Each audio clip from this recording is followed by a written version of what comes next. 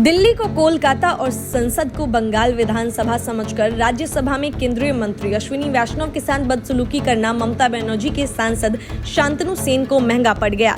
सदन में अमर्यादित आचरण और अनुशासनहीनता की वजह से शांतनु सेन को राज्यसभा के मॉनसून सत्र से निलंबित कर दिया गया है। सेन ने इलेक्ट्रॉनिक्स और सूचना प्रौद्योगिकी मंत्री अश्विनी वैष्णव के हाथ से स्टेटमेंट पेपर छीना था और फाड़कर फेंक दिया था। आईटी मंत्री अश्विनी वैष्णव पेगासस मामले पर स्टेटमेंट देने के लिए खड़े हुए थे।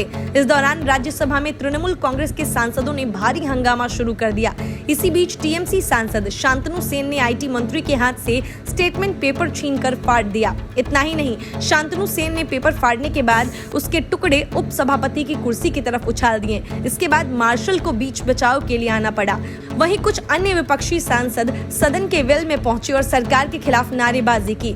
उप सभापति हरिवंश ने वैष्णव को अपना बयान पूरा करने देने के लिए विरोध करने वाले सांसदों से अपनी अपनी सीटों पर वापस जाने का आग्रह किया। हालांकि कागज छीनने और फाड़ने की वजह से मंत्री अपना पूरा स्टेटमेंट नहीं पढ़ पाए और उन्होंने इसकी एक प्रति सदन के पटल पर रख दी। राज्यसभा सत्र के दौरान सभापति एम वेंकैया नायडू ने आईटी मंत्री वैष्णव के हाथ से पेपर छीनने की घटना को दुर्भाग्यपूर्ण बताया। उन्होंने कहा कि सदन में जो भी हुआ वह सही नहीं था और एक मंत्री के हाथ से पेपर छीनकर उसे फाड़ना इस सदन की कार्यवाही का न्यूनतम बिंदु था।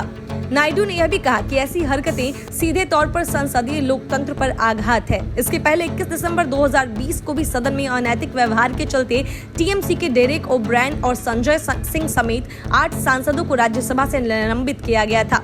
राज्यसभा के नियमावली के नियम क्रमांक 255 के मुताबिक किसी भी सदस्य के निलंबन की कार्रवाई की जा सकती है।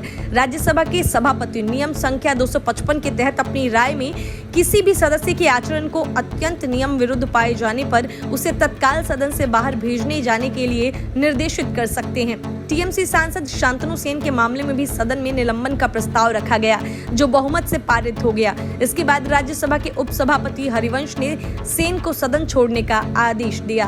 Bureau report, news of India.